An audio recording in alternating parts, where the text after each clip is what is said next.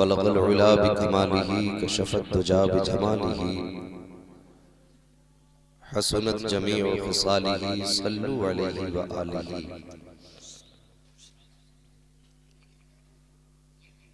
Server कहूँ के मालिको मौला कहूँ तुझे, बाग़े खलील का गुले ज़ेबा कहूँ तुझे। तेरे तो वस्फ़ ऐबे तनाही से हैं बरी, हैरान हूँ मेरे शाह मैं क्या क्या कहूँ तुझे। लेकिन रज़ा ने ख़त्म सुख़न निस्फ़ कर दिया, खालिक का बंदा खल्क़ का आका कहूँ तुझे। जितने लोग भी अपने नबी की मोहब्बत में यहाँ पर तशरीफ़ फरमा है, सारे लोग इंतहाई अक़ीदत व मोहब्बत के साथ अपने और सारी कायनात के मरकज़ अक़ीदत की बारगाह में दुरूद व सलाम की डालियाँ पेश कर रहे हैं। पढ़िए बावाज़ बुलंद अल्लाहुम्मा सल्लि अला सय्यदिना व शफ़ीइना व नबीना मौलाना मुहम्मदिन मादिनिल जुदी वल करम वालिही व अस्हाबिही व बारिक वसल्लिम सलातुन व सलामुन अलैका या रसूलल्लाह सल्लल्लाहु तआला अलैहि वसल्लम। अज़ीज़ाने मिल्लत इस्लामिया, आज आली जनाब हाजी नज़ीर हुसैन साहब, उनके ईसाले सवाब के लिए हम और आप और ये उलमाए किराम जमा हुए हैं। अपने करीम रब की बारगाह में दुआ करते हैं, परवरदिगार आज के जिक्र खैर के सदक़े में मरहूम की मग़फ़िरत फरमा, आमीन। और उनको अपने जवारे ख़ास में जगह इनायत फरमा। किसी ने कहा था भरोसा मत करो सांसों की डोरी टूट जाती है, भरोसा मत करो सांसों की डोरी टूट जाती है, छतें महफूज रहती हैं हवेली टूट जाती है। किसी दिन प्यास के बारे में उससे पूछिए जिसकी कुएं में बाल्टी होती है रस्सी टूट जाती है। जिंदगी नाज न कर तेरा भरोसा क्या है, जिंदगी नाज न कर तेरा भरोसा क्या है, आदमी रेत की दीवार है रखा क्या है। जिनके होठों पे हल्का सा तबस्सुम भी नहीं, जिनके होठों पर हल्का सा तबस्सुम भी नहीं, उन गरीबों से पूछो ये दुनिया क्या है। अजीजाने मिल्लत इस्लामिया, मौत ऐसी कड़वी हकीकत है जिसको सुनने के बाद कलेजे पानी पानी होने लगते हैं और इससे कोई भागने का रास्ता भी नहीं है। हमने अपनी जिंदगी में साल भर का राशन इकट्ठा कर रखा है, चावलों का इंतजाम साल भर का है, गेहूं का इंतजाम साल भर का है। किसी ने कहा था सामान 100 बरस का है, पल की खबर नहीं। हमने इतने बड़े बड़े इंतजाम कर दिए, लेकिन कौन जाने, किसे पता है कि कल का सूरज कौन देखेगा।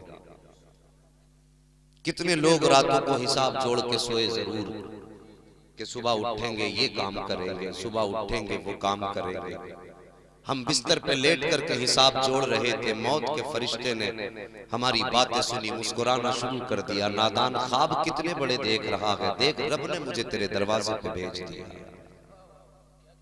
हमने कौन सी तैयारी मरने के लिए की है। गौर करने की बात है,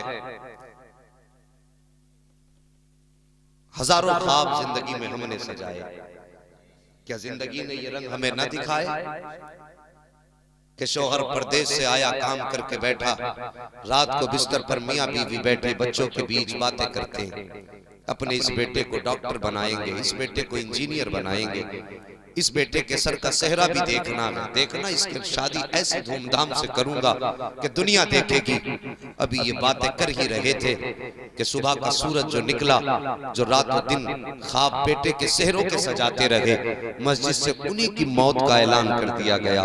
साहिब मौत का कुछ पता नहीं है, इतनी बेखबरी में जिंदगी ना गुजारो कि हमें मौत आ दबा ले और हम अफसोस करते चले जाएं। अफसोस हम अपनी मौत का कोई इंतजाम ना कर सके। कितने लोग घरों से निकलते हैं और हजार वादे करके घर से जाते हैं, लेकिन गए तो अपने पैरों पे जरूर हैं, वापस चार कांधों पे आए हैं। ये मौत ने कौन सा नक्शा हमें न दिखाया, मौत ने कौन से जहान का सफर हमें न कराया। साहिब मेरी बात बड़ी गौर से सुनना, अल्लाह ताला से दुआएं मांगा करो, मालिक जब तक जिंदा रहे अल्लाह अपने हबीब के तरीकों पर अमल की तौफीक दे, और जब मौत आए तो इसी मुस्तफा के नाम लेते लेते उरीनी का कलमा पढ़ते पढ़ते मौत आ जाए। बड़ी तकलीफ होती है। कुछ जगहों पर तो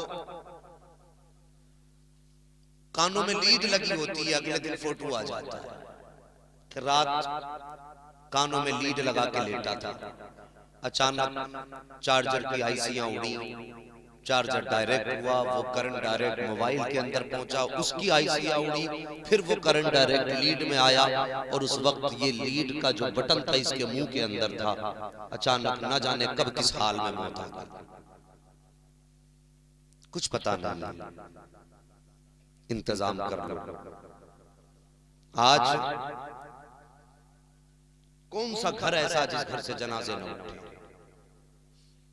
पूरी दुनिया में घूम के आओ, हर दरवाजों पे जाके पूछना क्या तेरे घर से कोई जनाजा तो नहीं उठा।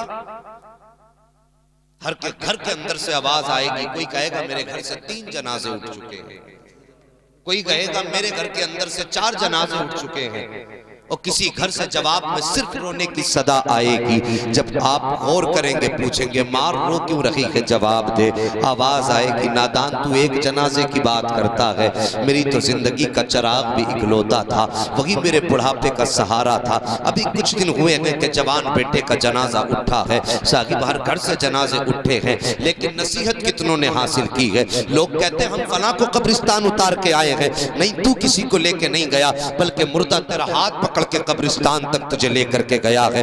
तुमने उसको उसका घर नहीं दिखाया, बल्कि उसने तुमको तुम्हारा घर दिखाया है, और ये कहा था नादान आज जहां मुझे लेकर के आए हो, कल लोग तुम्हें इसी दरवाजे पर लेकर के आएंगे और इसी जगह पे तुम्हें उतार देंगे। वो मंजर कितना अजीब होता है। साकिब आज मूंछ का झगड़ा है, किसी का नाक का झगड़ा है, कोई अपने को माफ करने को तैयार नहीं है, किसी को गुनाहों का मुहासबा करने का मौका नहीं मिलता है, किसी को वक्त नहीं मिलता कि मुस्तफा के जिक्र की महफिल में आकर के बैठ जाया करे। मैं पूछना चाहता हूँ कायनात में कोई मुस्तफा से ज्यादा मेहरबान हो तो दिखा दो, कोई आका से बड़ा करीब हो तो ला करके दिखा दो, कोई मुस्तफा जाने रहमत से ज्यादा हमारे काम आने वाला हो तो ला करके दिखाओ। उठाओ मरने वालों की तारीखें, आज अकल करके चलते हैं, नहा करके घंटों आईनों के आगे खड़े रहते हैं। मैं तुमसे पूछना चाहता हूँ वो वक्त भी तो याद कर लिया करो जिस दिन मौत आकर के आपके गले पे हाथ रखेगी और एक लम्हा आपको मौका नहीं देगी। जब रूह निकल जाएगी तो वो बदन जो अकड़ा करता था, जो कहता था मेरे मुकाबले का कोई नहीं है,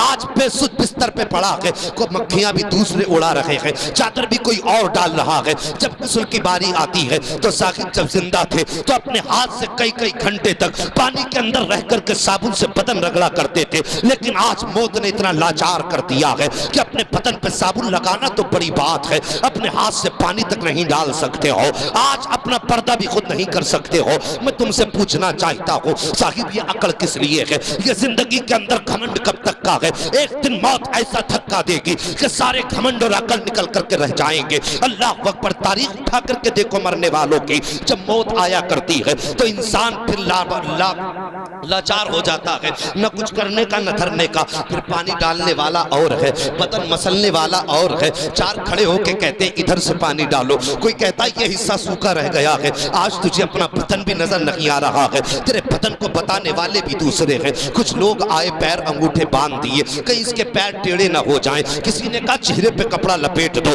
कहीं चेहरे का इसका मुंह का जुगराफिया ना बदल जाए। आज तो तेरा अपनी मर्जी से मुंह भी बंद नहीं हो रहा है, कपड़े के जरिए बदन रोका जा रहा है, धागे के जरिए तेरे पैर रोके जा रहे हैं। फिर अकड़ता किस बात पर है, बिगड़ता किस बात पर है, घमंड किस चीज का है? क्या मौत नहीं आनी है? क्या तुझे इस तख्ते पे नहीं लेटना है? फिर बदन पे सफेद कपड़ा पहना दिया गया जिसे दुनिया कफन कहती है। आज जमाने के अंदर चला करते हो तो कहा करते हो वो मेरे सामने नहीं आ सकता, वो उसकी हैसियत नहीं मेरे सामने खड़ा हो जाए। सोच तो सही, जिसकी तू कल बातें किया करता था कि इसकी हैसियत सामने आने की नहीं है, आज वही तेरे जनाजे को कांधा दे रहा है, आज वो तुझे उठा करके लेकर के जा रहा है। आज तेरे वजूद में इतनी ताकत नहीं है कि अपने आखिरी घर की तरफ खुद से जा सके। अल्लाह अकबर, तू जमाने में अकड़ता रहा, मौत ने तुझे सीने से क्या लगाया, चार कांधों पे लेकर के तुझे गए हैं और मिट्टी के ढेरों के नीचे तुझे दफनाया गया है। तो वही अकरबा, वही भाई, वही दोस्त, वही अहबाब जो कहते थे कदम कदम पे साथ निभाएंगे, तेरा साथ ना छोड़ेंगे,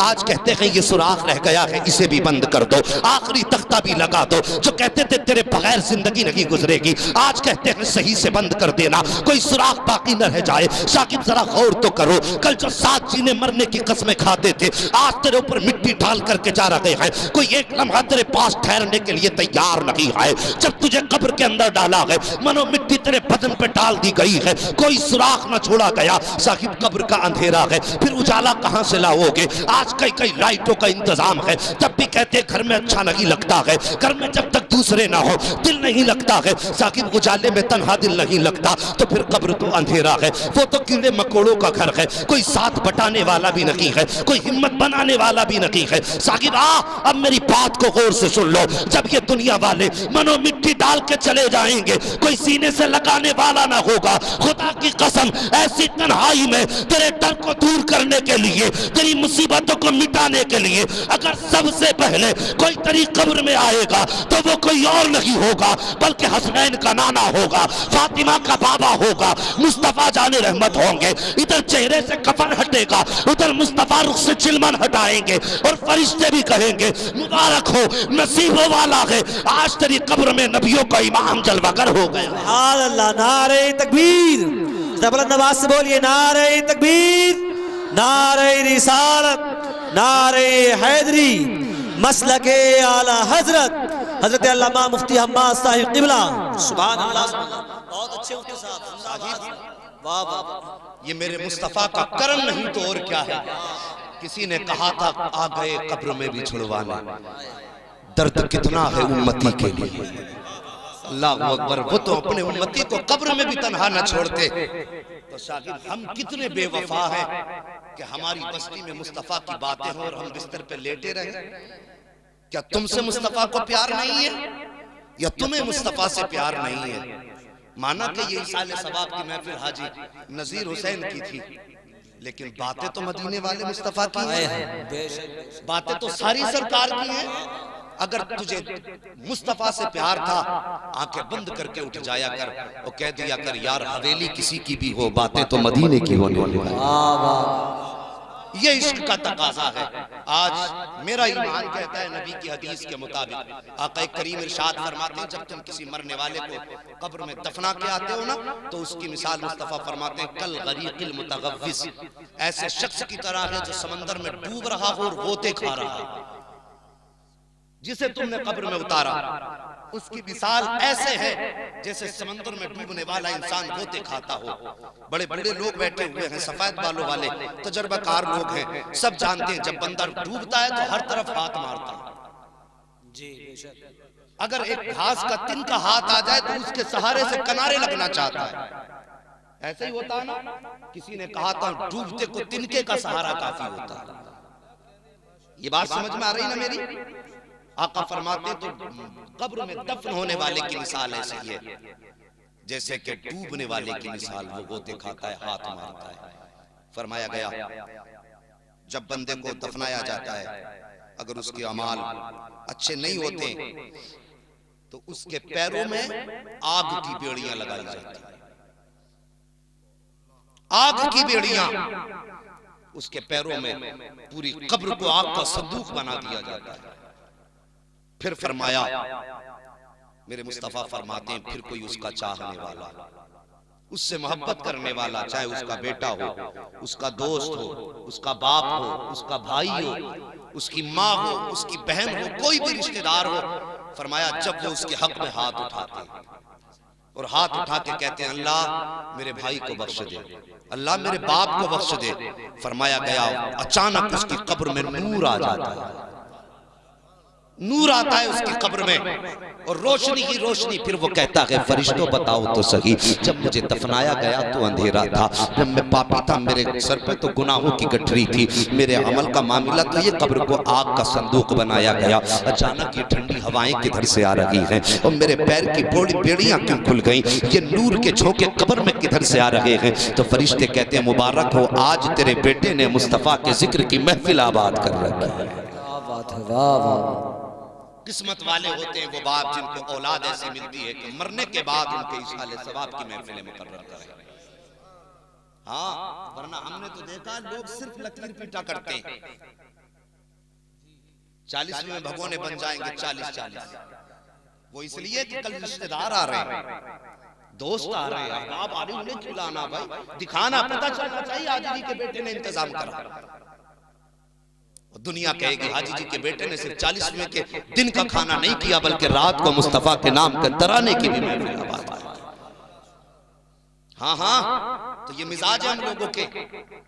तो साहिब मरने वाले के लिए ये बड़ी बरकत की बातें हैं कि मुस्तफा के जिक्र की महफिल आबाद हो। लोग हमसे कहते हैं बड़ा ताज्जुब का मामला यार सुन्नियों में, बेटा पैदा हो तब मिलाद होती है, कोई मर जाए तब मिलाद होती है, हर जगह मिलाद ही मिलाद। हम सीधी सी बात कहते हैं, हम अपना एक उसूल है, मरने की तरफ देख न जीने की तरफ देख, जब चोट लगे दिल को मदीने की तरफ देख। हमारा तो उसूल ही ये है, हमें खुशी मिलती है तब भी मदीना याद आता है और हमें गम मिलता है तब भी मुस्तफा का मदीना याद आता है। इसलिए कि हम ये मानते हैं कि हमारी कोई भी खुशी हमारी अपनी नहीं होती है, हर खुशी का झोंका गुंबदे खजरा से टकरा के आया और मर्ज अगर कोई भी लगे, गम कोई भी हो, तो अपना उसूल हम जानते ये हैं कि उसका इलाज दुनिया के पास नहीं है, उसका इलाज गुंबदे खजरा के आका के पास है।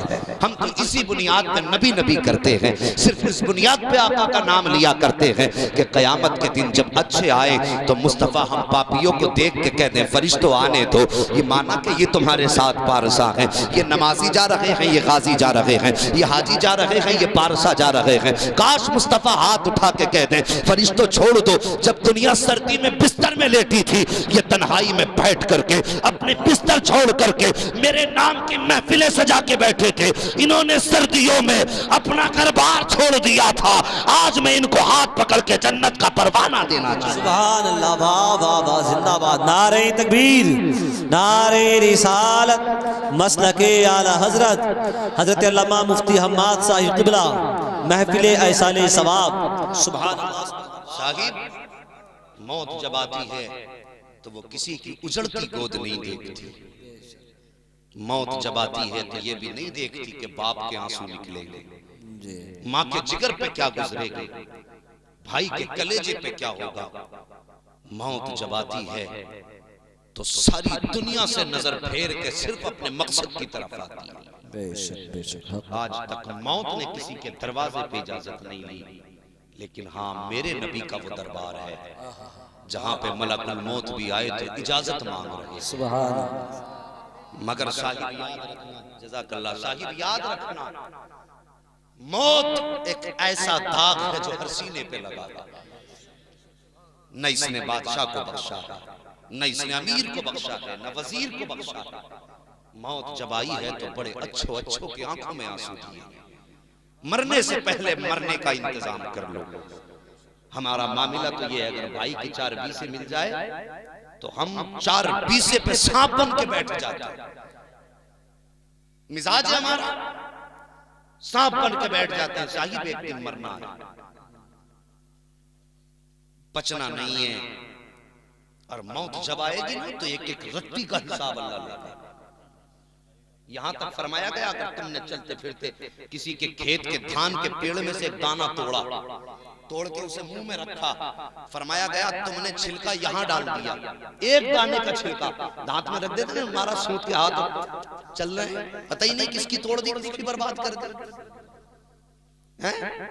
निकला जा रहा, कटियों पे देखो, मैंडों पे धोरे के धोरे साफे बाली नहीं दिखती,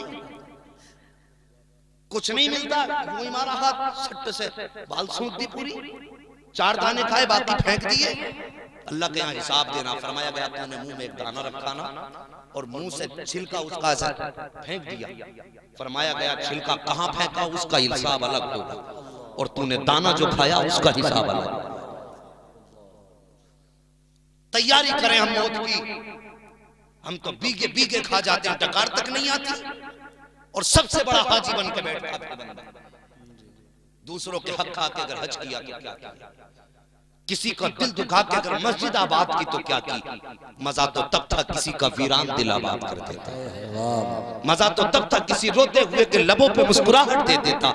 हमने तो यहाँ तक देखा लोग चिल्ले कर रहे हैं जी, एतकाफ में बैठे हैं, एतकाफ में अब्बा बीमार पड़ा बिस्तर पे, वो एतकाफ में बैठे,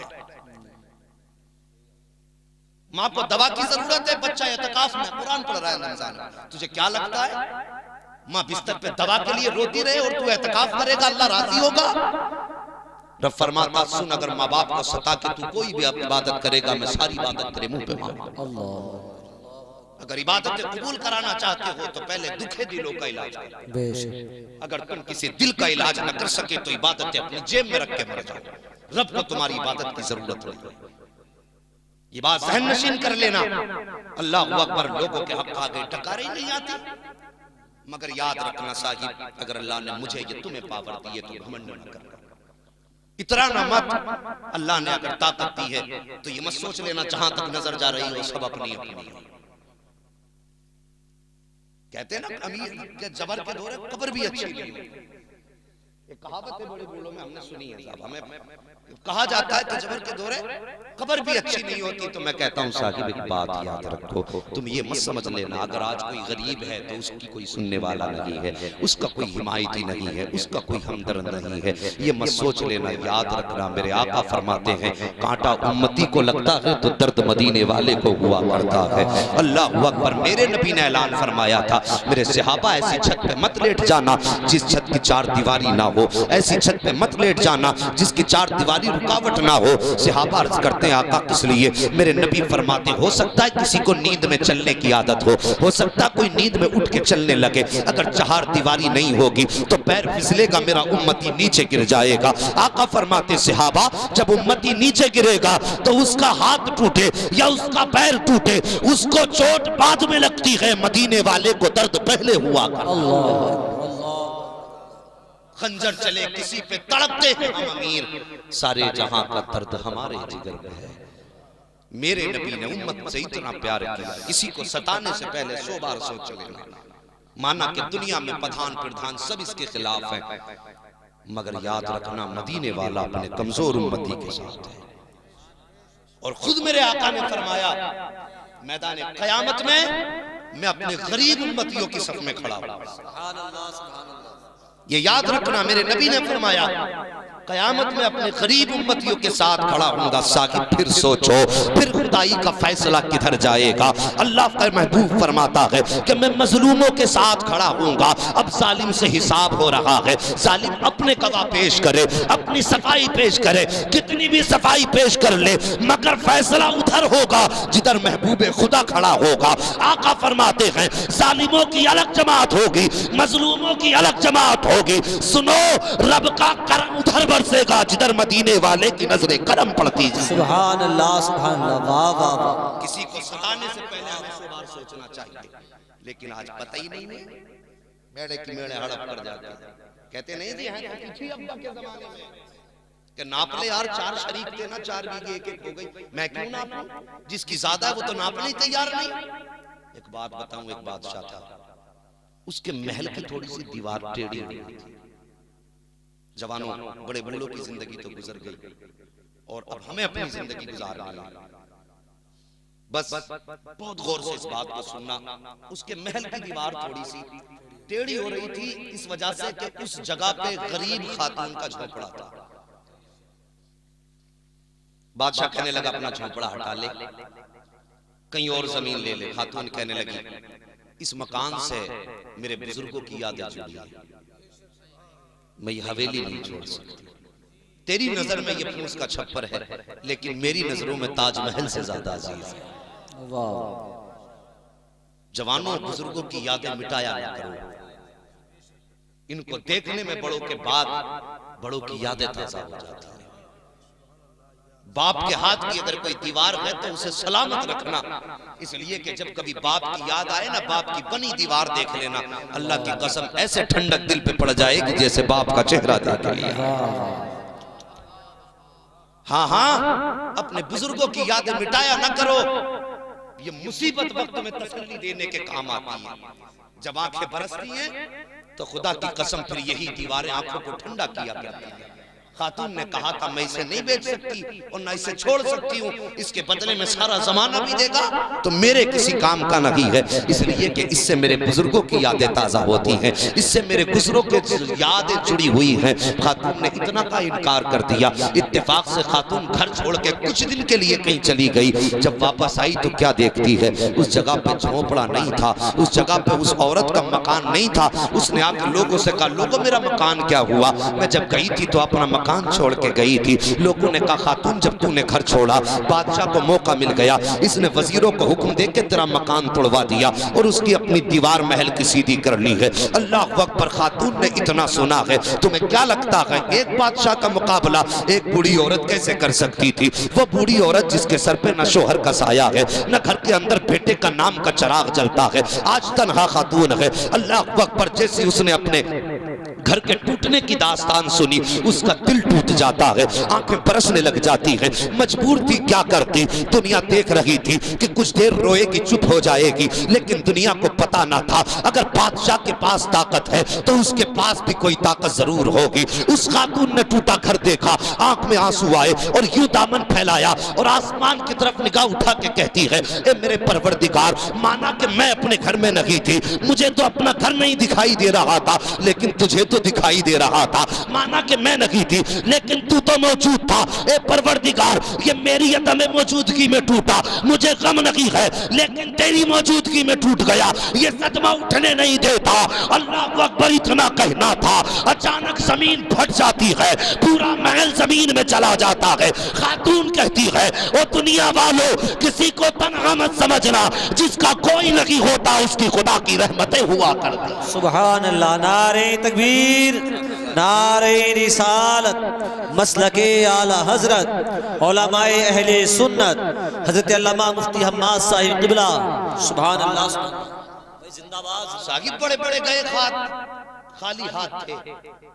बड़े बड़े बादशाह सिकंदर ने कहा था, जब मेरी मौत आ जाए मेरे दोनों हाथ कफन के बाहर निकाल दे।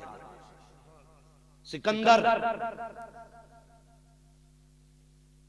कहा कि जब मेरी मौत आ जाए तो मेरे दोनों हाथ बाहर निकाल देना। लोगों ने कहा, सर जनाब मोहतरम, ये तो उसूल के खिलाफ है, आप हाथ क्यों निकलवा रहे हैं बाहर? कहने लगे, ताकि दुनिया को ये पता चल जाए, दुनिया में बादशाहत करने वाला सिकंदर, दुनिया पे राज करने वाला सिकंदर, जब माँ के पेट से दुनिया में आया था तब भी खाली हाथ था, और जब दुनिया से गया था तब भी खाली हाथ था। कुछ तो तैयारी कर ले हम। हराम लुक्मों से बचो।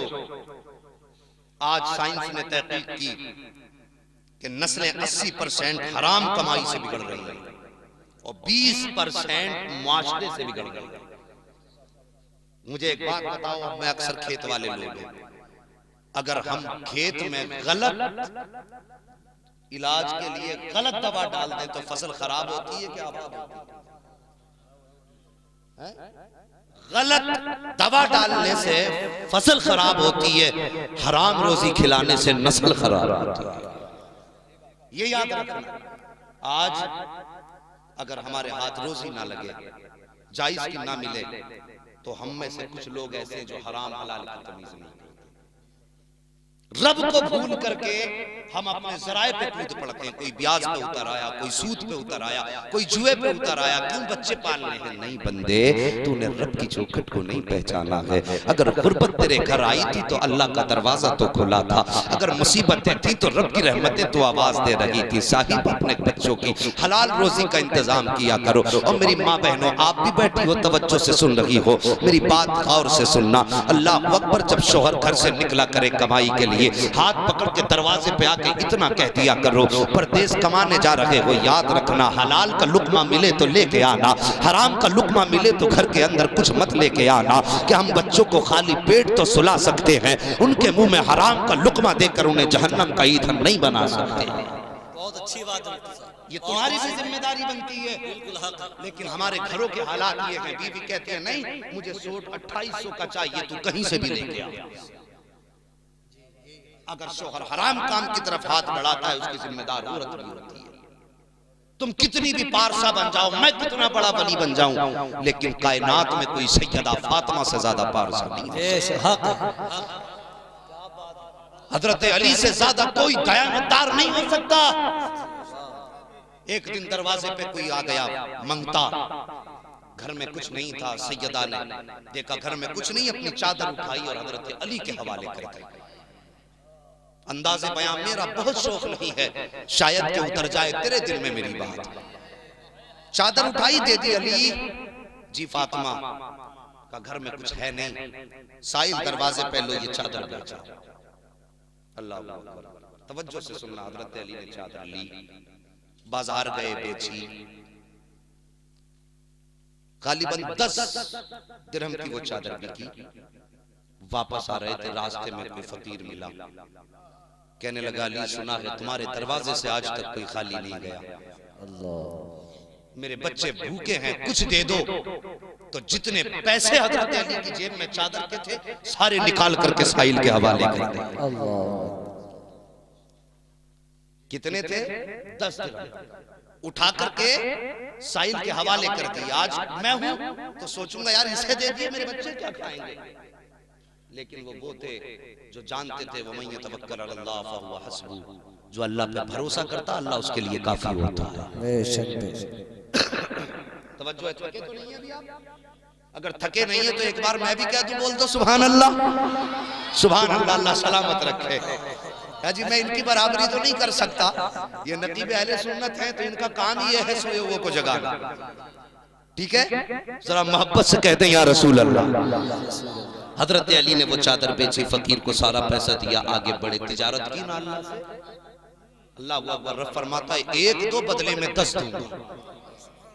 सबक याद रखना, 1-2 बदले में 10 दूंगा। हजरत अली ने 10 दिरहम दिए, वापस पलटने लगे। रास्ते में देखा आपने, अल्लाह अकबर, एक शख्स हाथ में ऊंटनी की नकेल पकड़े हुए है। कहता अली से खरीदोगे? कहा कितने की? कहा 10 दिरहम की। कहा 10 दिरहम की? कहा हाँ। कहा आप फरमाते हैं मुझ पे पैसे नहीं है। वो उसने कहा लो उधार ले लो, जब ये बिक जाए तब मुझे पैसे दे देना। अल्लाह अकबर। हजरत अली ने वो ऊंटनी खरीदी, आगे बढ़े, थोड़ी आगे गए थे, खरीदार खड़ा था। उसने कहा ली ऊंटनी बेचते हो? कहा हाँ। कहा कितने की? कहा तुम बताओ कितने की लोगे? उसने कहा 120 दिरहम की। अल्लाह अकबर। 120 दिरहम में सौदा हुआ है या 110 दिरहम में सौदा हुआ? आपने वो ऊंटनी बेची और बेचने के बाद 10 दिरहम उसमें से लिए और खरीद बेचने वाले के हवाले कर दिए। अब कितने बचे हजरत अली पे? 100 दिरहम बचे। 110 की बिकी थी। आए हैं घर के अंदर, सैयदा दरवाजे पे खड़े होकर इस्तकबाल करती हैं। हजरत अली ने जेब से 100 दिरहम निकाले और सैयदा की गोद में जब डाले थे, अल्लाह अकबर, बीवी थी, खुश हो जाना चाहिए था, मेरे सरदार बड़ा पैसा लेकर के आए हो, लेकिन आपने जैसी अपने दामन के अंदर 100 दिरहम देखे हैं, फौरन हजरत अली का चेहरा देख के कहते हैं अली मेरे सरताज, मेरे शोहर, तुम पारसा हो मैं जानती हो, तुम चोरी भी नहीं कर सकते हो, तुम झूठ भी नहीं बोल सकते हो, लेकिन अली जरा एक राज बता दो, बात समझ में नहीं आ रही है। फातिमा कौन सी बात है? कहा मैंने जो चादर तुम्हें दी थी उसकी कीमत तो इतनी नहीं थी जितने तुम पैसे लेकर के आए हो। ए अली बताओ तो सही कहां से लाए हो? अल्लाह अकबर, ये नबी की बेटी है, किससे पूछ रही है? उससे पूछ रही है जिसको खुदा ने वलियों का सरदार बनाया है। सैयदुल औलिया से पूछ रही है कि बताओ तो अली ये लाए कहां से हो? हजरत अली कहते हैं फातिमा परेशान ना हो, मैंने अपने रब से तिजारत की थी। कहा कैसे तिजारत? आप फरमाते हैं आपकी चादर 10 दिरहम में बिकी थी, मैंने 10 के 10 अल्लाह के नाम पे दे दिए। रब फरमाता है 1 दोगे 10 दूंगा, मैंने 10 दिए थे, अल्लाह ने बदले में 100 अता फरमाया। सुभान अल्लाह, सुभान अल्लाह,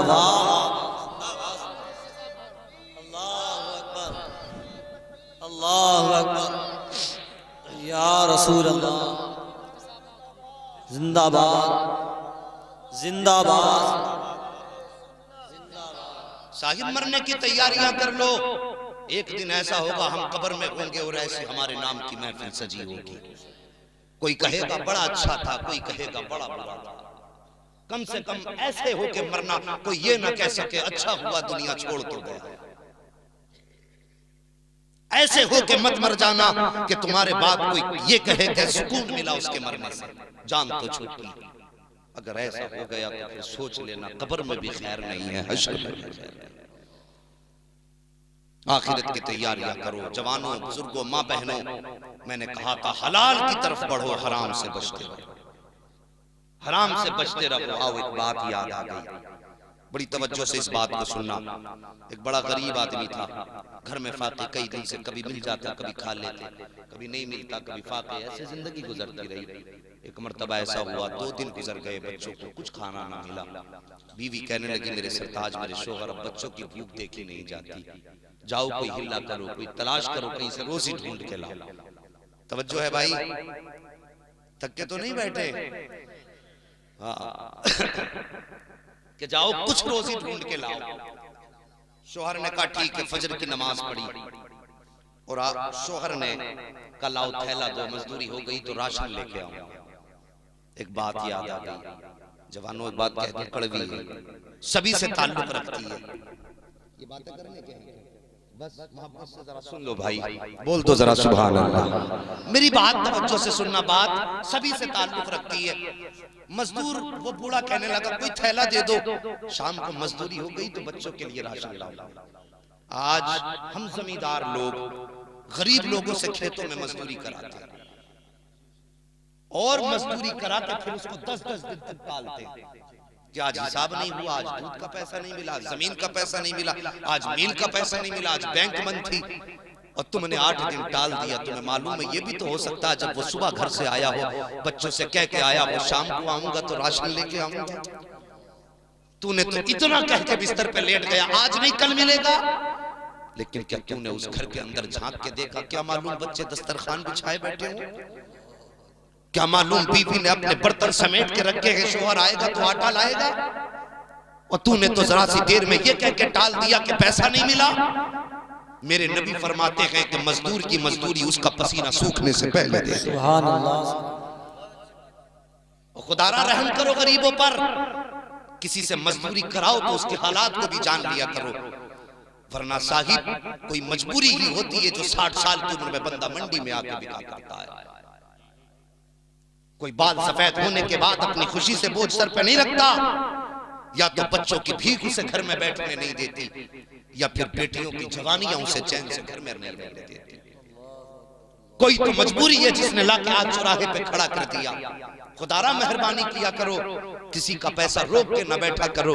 अगर तेरे दरवाजे पे मजदूरी करने आया है तो पसीना माथे पे देख, जेब में हाथ डाल और निकाल के ये सोच ले मेरे मुस्तफा ने कहा है कि मजदूर का पैसा मजदूरी के पसीना सूखने से पहले दे दो। खुदा की कसम जब तू जेब से पैसा मुस्तफा का फरमान समझ के निकालेगा तो इधर गरीब का कलेजा ठंडा हो जाएगा, उधर मुस्तफा जाने रहमत की तरफ से तेरे लिए रहमतें उतरना।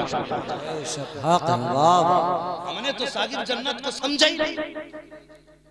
अभी कोई कहते फला मजार को चला जा, नंगे पैर जाना, चादर चढ़ाने जन्नत तेरी हो जाएगी। 38 किलोमीटर चला जाएगा पैदल, मर जाएगा। जन्नत मेरे नबी ने तो घर के दरवाजों में रखी, इसके लिए कोई 38 या 40 किलोमीटर जाने की जरूरत नहीं है। गरीबों का दिल खुश कर दो, खुदा की कसम खुदा की रहमतें मुस्कुराने लगेंगे। हाँ हाँ तो मेहरबानी किया करो, मजदूर आए तो उसकी मजदूरी जल्दी दिया करो। इतनी बात समझ में आ गई? अल्लाह सलामत रखे सबको। बस बहुत जल्द मैं बात समेटने लगा हूँ। बीवी से मजदूर उसने कहा कि लाओ थैला दो, उसने थैला दिया, घर से चले। बीवी ने खुदा हाफिज कहा, आया मंडी में। मैं अक्सर आपने देखा होगा मुरादाबाद में भी मंडी जो मजदूर लोग खड़े होते हैं ना, ऐसे जाके मजदूरों की लाइन में खड़ा हो गया, लेकिन बाल सफेद थे, अदरानी उम्र से ज्यादा था। जो भी आता जवान का हाथ पकड़ता लेके चल देता, जो भी आता ताकतवर का हाथ पकड़ के चल देता। अल्लाह अकबर लिखा हुआ है, जब इसे कोई नहीं छूता तो कुछ लोगों से इसने खुद आगे बढ़ के कहा साहिब मुझे ले चलो। किसी ने कहा बाबा ये तेरी उम्र मजदूरी करने की नहीं है, वापस चला जा, तू वजन क्या उठाएगा, अपना सब कुछ से नहीं संभलता।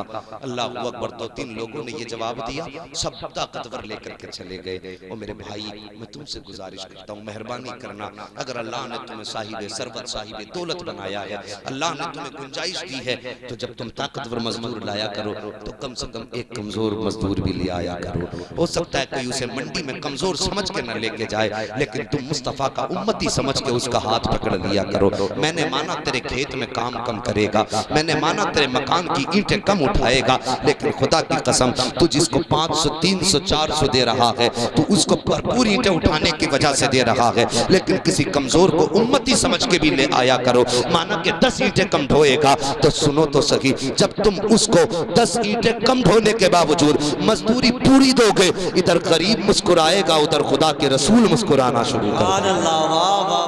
ये मेहरबानी किया करो गरीबों पर। जाके मंडी में खड़ा हुआ, लोगों से कहा मुझे ले चलो, किसी ने इसकी ना सुनी। सब ताकतवर को लेकर के इसको छोड़ के चले गए। इरादा किया घर जाऊं, जैसे इसने थैला बगल का देखा, बच्चों की भूख याद आ गई। आदमी सब चीज से लड़ सकता है, औलाद से नहीं लड़ सकता, ये याद रखना। दुनिया से लड़ जाएगा, बच्चों की भूख से बंदा नहीं लड़ सकता। हमने इस लॉकडाउन में कितने माँ बाप को सिर्फ इस वजह से फांसी लगाते देखा कि वो बच्चों की भूख न देख सके। कुछ माओ ने बच्चों के साथ खुद को भी फांसी लगाई और बच्चों को भी फांसी लगा दी। उन्हें बच्चों का मरना प्यारा था, बच्चों का रोना उन्हें बर्दाश्त नहीं होता था। थैला देखा, बच्चों की भूख याद आ गई, आंखें बरसने लगी, मेरे मालिक मैं घर किस मुंह से जाऊंगा।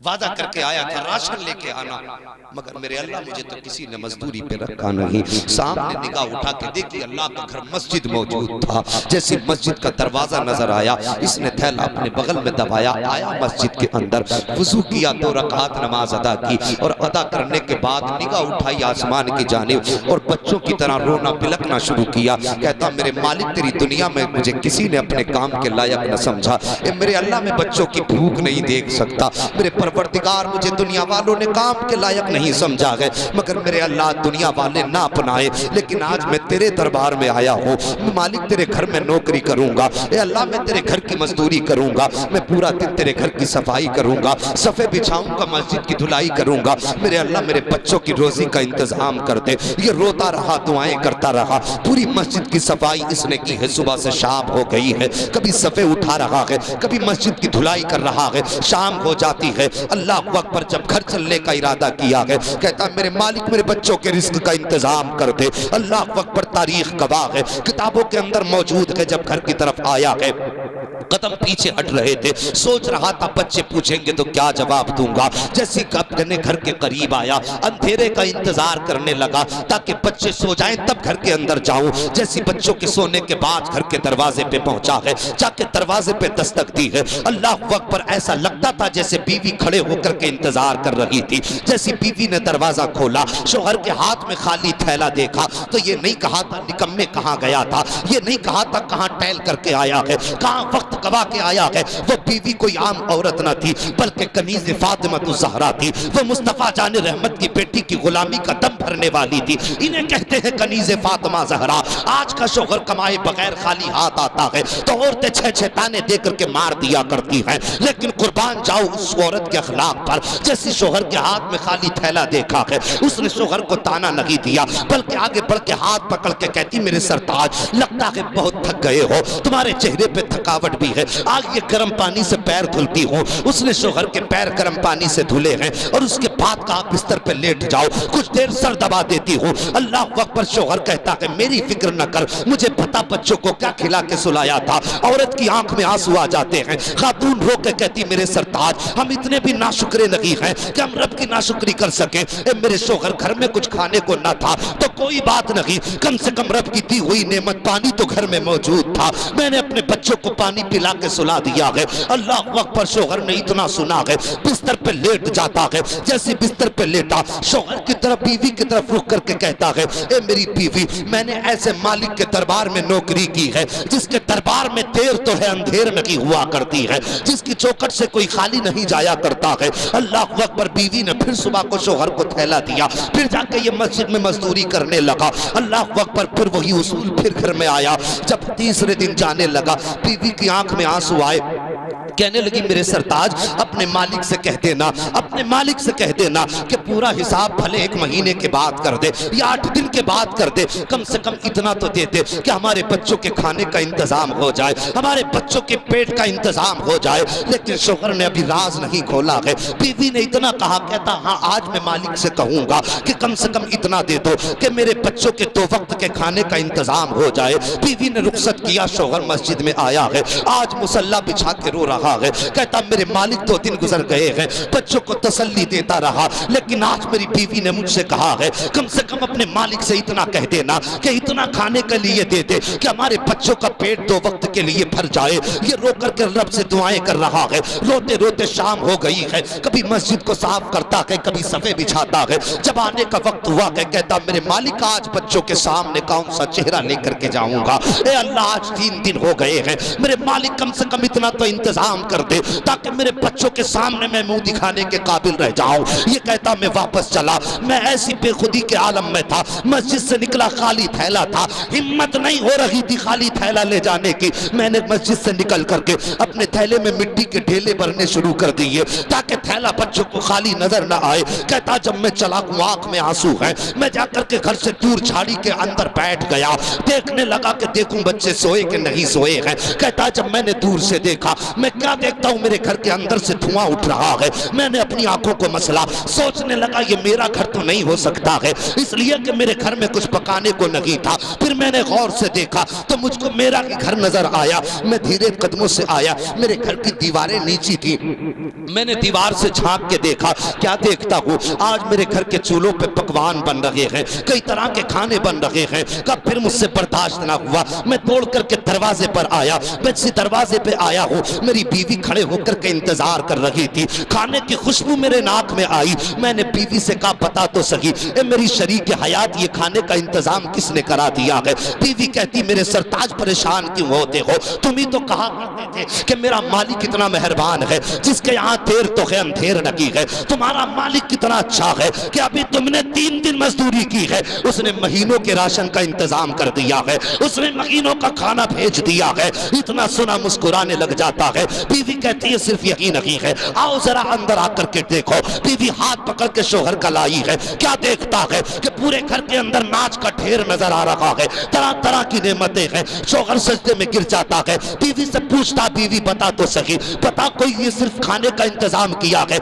या कोई पैगाम भी भिजवाया है। बीवी कहती हाँ मुझे याद है, जो ये सामान दे करके गया है वो एक पैगाम भी दे करके गया है। का कौन सा पैगाम? का तुम्हारे मालिक ने कहा है कि अपने जाकर के अपने उस शख्स से, अपने शोहर से कह देना कि जब तेरा शोहर शाम को आए उससे इतना कह देना कि सुन तू हमारी मजदूरी में कमी मत करना, हम जिंदगी भर तेरी उजरत में कोई कमी नहीं कर सकते। सुभान अल्लाह। नारे तकबीर, नारे रिसालत, मसलके आला हजरत हजरत अल्लामा मुफ्ती हम्माद साहिब क़िबला, उलमाए अहले सुन्नत। जो है अल्लाहू अकबर साहिब, हमें रब से मांगने का ढंग नहीं है। जरा से हालात क्या बिगड़े, हमने कदम ही अपने इधर उधर डाल दिए। आज भी रब की बारगाह का दरवाजा खुला है। और साहिब जब दुनिया साथ छोड़ जाती है तब रब की रहमतें सीने से लगाती है। कभी एक बार मुड़ के उसकी चौखट की तरफ आ तो सही। आज भी उसकी रहमतें कहती हैं आओ, आज भी हम तुम्हें सीने से लगाने के लिए तैयार। लेकिन हम ही अपने रब का दरवाजा खोल बैठे।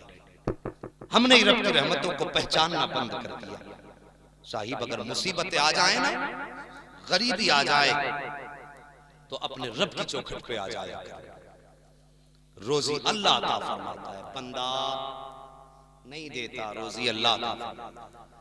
जहन नशीन बात करें मेरी, किसी का हक लेके ना मरिए, बच्चों को हलाल खिलाइए। ताकि जब आप मर जाओ तो औलाद ये ना कहें कि हमारे बाप ने कुछ ना किया, हराम की रोजी खिलाई तब हम इतने बिगड़ गए। कम से कम हलाल रोजी खिलाओ, बच्चा छप्पर में भी रहेगा, लोग कहेंगे यार तू बड़ा गरीब है, तो वो कहेगा साहिब गरीब जरूर हूं लेकिन गलीज नहीं। क्या बात है, नस्लें याद रखेंगी। और जब दुनिया तुम्हें गुर्बत का ताना देगी साहिब, तो बच्चों के सर फख्र से उठेंगे। गरीब होना ऐब नहीं है, गलीज होना है। हमारे बाप ने छप्पर में जिंदगी गुजार दी लेकिन कभी किसी का हक नहीं दिया। ऐसे काम कर जाओ कि नस्लें तुम्हें दुआएं दें। एक दिन मरना है साहिब, मौत को याद रखो। बातें बहुत सारी हैं, वक्त 12 बज चुके हैं, मरने की तैयारियां हमें करनी है। अपने जीते जी आज कब्रिस्तान में ऐलान होता है कि साहब ये जो मरे हैं इन पे किसी का हक हो तो वो अपना ले ले आकर के, और इनका किसी पर हो तो वो इनके बच्चों को आकर के दे दे। ये ऐलान आज कब्रिस्तान में होते हैं, मगर कितने ऐसे शर्म से नहीं मांग पाते और कितने ऐसे शर्म से दे नहीं पाते। बंदा मकरूज का मकरूज रह जाता है। खुदारा मेहरबानी करो, अपने जीते जी अपनी जिंदगी के हिसाब फाइनल कर दो, अपने जीते जी अपनी जिंदगी के हिसाब निपटा लो। मेरे नबी के विसाल का वक्त करीब आया, मेरे नबी ने बिलाल को बुलाया। बिलाल जी या रसूल अल्लाह, फरमाया जाओ पूरे मदीने में ऐलान कर दो आज हमने बुलाया। बात समझ रहे हैं ना आप? जाओ ऐलान कर दो आज हमने बुलाया है, और जाके कह दो हो सकता है आज हमारा आखिरी दीदार। इतनी बात हजरत बिलाल ने मदीने की गलियों में कही ना, तो जवान बूढ़े बच्चे रोते हुए दौड़ रहे थे गलियों में। और मेरे मुस्तफा आके बैठे हैं, चारों तरफ आशिकों का हुजूम है, आशिकों का हुजूम हर तरफ है। मेरे नबी फरमाते हैं लोगों मुझ पे किसी का हक हो तो वो अपना हक ले ले, मेरा किसी पे हक है तो मेरा हक वो दे दे, और ना दे सकता हो मैंने उसे माफ कर दिया। अल्लाह अकबर। सहाबा की चीखें निकल गई इस बात को सुनने के बाद, या रसूल अल्लाह हमारी औकात हम आपसे हक मांगे? सरकार हम तो जहन्नम के किनारे पे खड़े थे, तुम आए हाथ पकड़ के जन्नत दिखा दी। इतना बड़ा एहसान, हम तो माँ को माँ नहीं मानने को तैयार थे, आका आप आए तो माँ की इज्जतें मिली है। सरकार हम तो गए गुजरे थे, हमें तो इज्जतें भी आपकी ठोकरों से मिली हैं, और हम आपसे बदला लें? मेरे नबी ने फरमाया मैं अपने रब की बारगाह की शर्मिंदगी से बचना चाहता हूं, किसी का हक हो तो ले ले। अल्लाह अकबर। जब हक की बात आई ना, एक सहाबी खड़े हो गए, हुजूर मेरा हक है, तवज्जो से सुनना। आज ये नहीं कि हक खा के हमने 4 हज कर लिए तो बख्शे जाएंगे, हक खा के हम मस्जिद में पड़े रहे वहीं मर गए तो बख्शे जाएंगे। हम कितने भी नमाजी बन जाएं सैयदुल अंबिया से बड़े नहीं हो सकते। बेशक हक कायनात में कोई भी मेरे नबी की बराबरी तक नहीं पहुंच सकता। बड़ा होना तो बहुत बड़ी बात है, उनके कदमों से लगने वाली खाक के बराबर नहीं हो सकता। अल्लाह अकबर। जिब्रील भी आते हैं तो हाथ से नहीं बल्कि तलवों से आंखें मल के जल जाते हैं। ये फरिश्तों के सरदार का मामला है, फिर सैयदुल अबरार का मामला क्या है? हुजूर मेरा हक है आप पे। क्या है? हुजूर आप एक बार एक जंग के मौके पे सफे सीधी फरमा रहे थे, आपके हाथ में कोड़ा था, वो मेरे लग गया था, मुझे आज उसका बदला चाहिए। अल्लाह। इतनी बात कही, सहाबा की चीखें निकल गई, और वो आशिक थे मुस्तफा के, आगे बढ़े, कहने लगे उकाशा नबी से बदला लेगा? कहा आज मेरा और नबी का मामला है, आज मैं किसी की नहीं सुनूंगा। तवज्जो कीजिए, मेरा और नबी का मामला है, वो खुदारा याद कर लिया करो किसी का हक तो हमने नहीं खाया। मरने से पहले हक हफ्ते कर दो, मरने से पहले लिया दिया बराबर कर दो। समझ रहे मेरी बात? नबी की जिंदगी देखी, अल्लाह अकबर। कहते हैं मेरा और नबी का मामला है। अर्ज करते हैं सरकार वो जो कोड़ा था मुझे वही कोड़ा चाहिए। मेरे नबी ने इतना सुना, सलमान फारसी की तरफ देखा, सलमान जी आका, कहा जाओ मेरे फातिमा के घर चले जाओ, उनके घर पे वो कोड़ा रखा हुआ है, उनसे जाकर कहना कि नबी ने कोड़ा मंगाया है। अल्लाह अकबर। सलमान फारसी की आंख में आंसू है, सैयदा फातिमा तो ज़हरा की चौखट पे आए हैं, दरवाजे पे दस्तक दी है, अंदर से आवाज आई कौन? कहा सलमान फारसी। कहा किस लिए आए हो? कहा कि मुस्तफ़ा कोड़ा मंगा रहे हैं। इतना सैयदा ने सुना, आप कहती हैं सलमान चाचा बताइए तो सही, मेरे नबी ने पापा ने कोड़ा क्यों मंगाया है? अल्लाह अकबर। इतना सुनना था हजरत सलमान फारसी हिचकी भर के रोना शुरू करते हैं। कहते हैं सैयदा तुम्हें क्या बताएं, आज उकाशा नबी से अपना बदला लेना वाल चाहते हैं। सरकार का कोड़ा उनकी कमर पे लगा था, आज वो चाहते हैं इसी कोड़े के जरिए अपने नबी से अपना बदला ले। इतना सुना सैयदा की आंखें बरसने लग जाती हैं। तोड़ करके आई दोनों शहजादे हसनैन करीमैन मुसल्ले पे लेटे हुए हैं, चटाई पे लेटे हुए हैं। आपने शहजादों को उठाया, सीने से लगाया, कहा शहजादों आज तुम्हारी माँ कुछ मांगना चाहती है। दोनों बेटों ने कहा था माँ मांगो तो सही, हंसते हंसते जान भी दे देंगे, कोई उफ ना करेंगे। अल्लाह अकबर। माँ ने शहजादों के हाथ में कोड़ा थमाया, कहा सुना है उकाशा अपने नबी से बदला लेना चाहते हैं। जाओ शहजादों, अगर तुम्हारे जीते जी मेरे बाप के बदन पे एक कोड़ा भी लग गया तो तुम्हारी माँ तुम्हें माफ नहीं करेगी। इतना सुनना था, शहजादों ने कोड़ा संभाला है, तोड़ लगाई है। चौक में मदीने के आए हैं, जहाँ पे सहाबा की भीड़ लगी हुई है, जहाँ पे मुस्तफा से बदले का मंजर निगाहों के सामने है। अल्लाह अकबर। शहजादे आए, आने के बाद आप पूछते हैं कौन है उकाशा, कौन है जो हमारे नाना से बदला लेना चाहते हैं? अल्लाह अकबर। किसी ने हजरत उकाशा की तरफ इशारा किया, शहजादे गए, जाके हजरत उकाशा का दामन पकड़ा, पकड़ के कहते हैं उकाशा जितने कोड़े मारने हैं हमारे मार लो, हमारे नाना के एक कोड़ा मत मार देना। अल्लाह अकबर। शहजादों का दर्द के साथ वो बात कह देना, ऐसा लगता था जैसे जमीन कांपने लग गई हो, आसमान फटने के लिए तैयार था। सहाबा के कलेजे तड़प गए थे।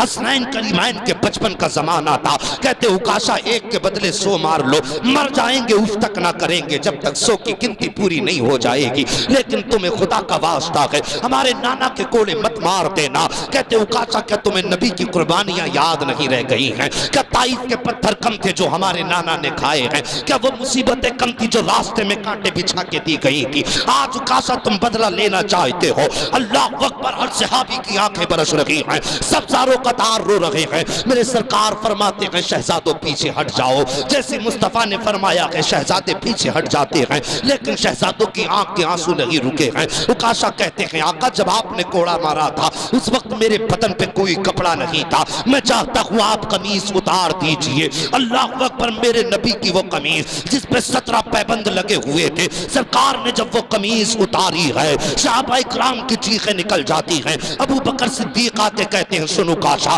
तुझे मेरी सफेद दाढ़ी का वास्ता है, मेरी सफेद दाढ़ी का वास्ता, देख मैं अपनी दाढ़ी तेरे कदमों पे मलने तैयार हूँ, मेरे मुस्तफा के कोड़े ना लगा, जितने चाहता है बदले में मेरे लगा लो। अल्लाह अकबर। आका फरमाते सारे सहाबा पीछे हट जाओ। मेरे मुस्तफा ने जब पैराहन उतारा है, हवाएं थम सी गई थी, सांसें रुकनी सी लगी थी, ऐसा लगता था लहजे टूट जाएंगे तब निकल जाएंगे। मेरे मुस्तफा ने जैसी कमीज ऊपर की है, हजरत उकाशा सरकार की कमर के पीछे आए हैं, जैसे मुस्तफा का कमीज और कुर्ता और पैराहन उठा है, हजरत उकाशा ने कोहरा फेंक दिया है, और जो मेरे मुस्तफा के शानों के बीच में मोहरे नबूवत थी, तोड़ करके मोहरे नबूवत को चूम लिया है और अपना बदन मुस्तफा के बदन से लगाना शुरू कर देते हैं। सरकार फरमाते हैं उकाशा क्या कर रहे हो? कहते सरकार जिंदगी का कुछ पता नहीं है, लेकिन मैंने ये सुना है जो बदन आपके बदन से लग जाएगा उस पर जहन्नम की आग हराम कर दी जाएगी, इसलिए मुस्तफा अपना बदन आपके बदन से लगा रहा हो। मेरे नबी मुस्कुराए, फरमाते सहाबा जिसे चलता फिरता जन्नती देखना हो वो मेरे उकाशा का चेहरा देख ले, जन्नती का दीदार। सुभान अल्लाह, सुभान अल्लाह, वाह वाह वाह या रसूल अल्लाह। जिंदाबाद जिंदाबाद।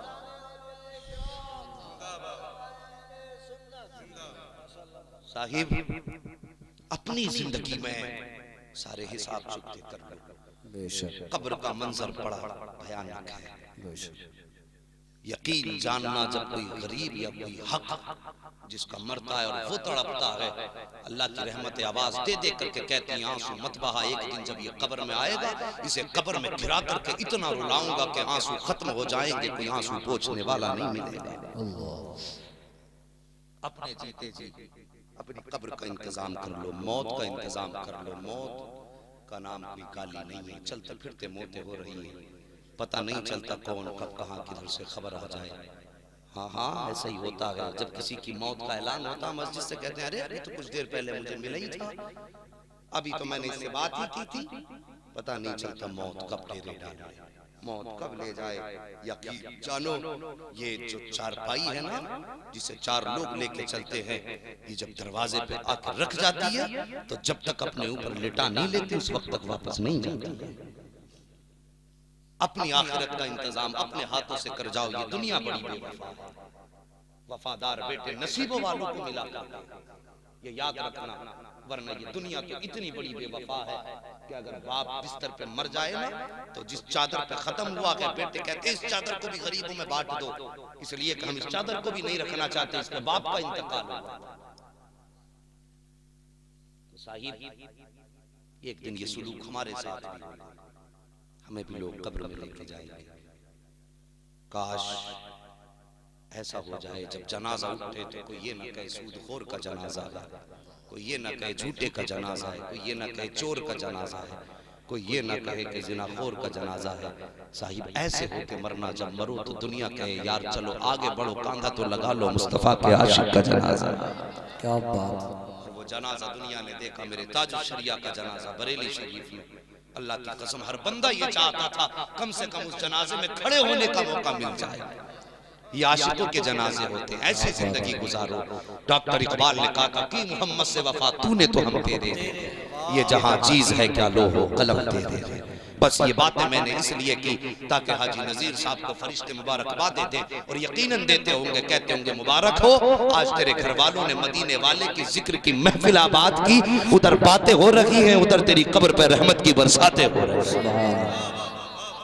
मैंने इतनी देर बैठ के अपने बाप की तो बात नहीं की जितनी देर बात की है रसूल पाक की बात की है। और इसलिए बात की है कि जब कहीं पे किसी भी बंदे की जबान से मेरे मुस्तफा का नाम निकलता है ना, तो इधर हम उसके नबी की बातें करते हैं, उधर अल्लाह उस बंदे के नाम की महफिल अर्शों पे सजा देता है। हम यहाँ बैठ के नबी नबी कर रहे हैं, यकीन जानो जितने यहाँ बैठे सबके चर्चे अर्श पे हो रहे हैं। और फरिश्तों से जब ये बातें होती होंगी कि देखो ये मेरे बंदे मेरे महबूब का जिक्र कर रहे हैं, मेरा जिक्र कर रहे हैं ठंड में, तो फिर ये भी तो बात आती होगी कि एक मेरा बंदा कब्र में आया है जिसे दुनिया हाजी नजीर कहती है। जाओ फरिश्तों जाओ, उसकी कब्र पे रहमतों की बारिशें कर दो। आज उसके घर पे मेरे महबूब का तज़किरा, सुभान अल्लाह। नसीबों से महबूब की बातें होती है। बस रब फरमाता है ईमान वालों अपने आप को और अपने घर वालों को जहन्नम की आग से बचाओ।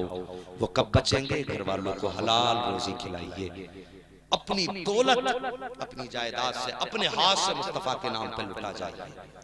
मरने के बाद पता नहीं, हम अपने बारे में सोचें, हम अपने दादा तक की खबर तो याद रख सकते हैं, पर दादा की खबर फिर कोई याद नहीं रखता। हाथ भी उठते तो बहुत कम लोग ऐसे होते हैं जो दादा तक दुआ में पहुंचते हैं, वरना बाप की कहानी रुक जाती है और बाप भी 40वें से बरस, फिर उसके बाद बाप भी कहीं गुजरी कहानी हो जाता है। हमारे हाजी साहब के अगर बेटे हैं तो उनसे गुजारिश करूं, हाजी साहब के बेटे भी होंगे ना, हाँ तो 7 बेटे हैं, अल्लाह ताला सातों को सलामत रखे और अपने हबीब के सदक़े में सातों को मुस्तफ़ा का सच्चा आशिक बना दे। इनसे बिलखुसूस और बाकी सारे जवानों से मैं गुजारिश करूंगा, बस एक बात जो मैं कहता हूँ वो बात ये है कि एक बात याद रखना, बाप के इंतकाल के बाद बेटियां यतीम हो जाती हैं। बहुत गौर से मेरी बात सुनिए, बाप के इंतकाल के बाद बेटियां यतीम हो जाती हैं। और 7 भाइयों तुमसे गुजारिश करूंगा और जितने भी भाई ये बैठे बहनों के उनसे गुजारिश करूंगा, खुदा ना करे पहली बात तो मैं कहता हूँ अल्लाह हर बाप का साया औलाद के सर पे दराज फरमाए। और अगर बाप चले जाएं इसलिए कि मौत का वक्त मुकर्रर है, तो कभी दरवाजे पे बहन आ जाए ना तो कभी उससे चेहरा सकोड़ के नहीं मिलना, कभी उससे चेहरे पे लकीरें डाल के नहीं मिलना है। अगर बहन दरवाजे पे आए तो उसके सामने ऐसा सीना लेके जाना जैसे बाप बेटी के सामने सीना लेकर के जाता था।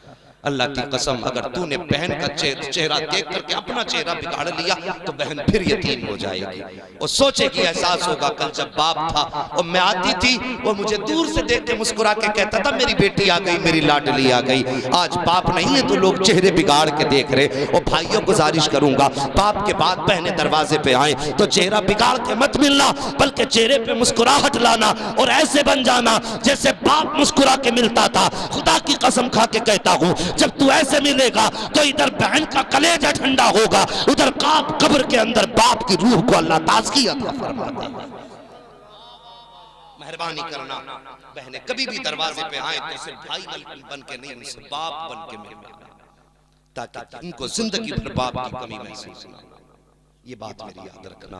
बस जो हुए अखलाक उनको माफ फरमाए रब्बे कायनात। जिंदगी ने दिया साथ तो फिर होगी मुलाकात, चमन रहा तो फूल खिलेंगे, जिंदगी रही तो फिर मिलेंगे। मुसाफिर हैं हम भी, मुसाफिर हो तुम भी, किसी मोड़ पर फिर मुलाकात होगी।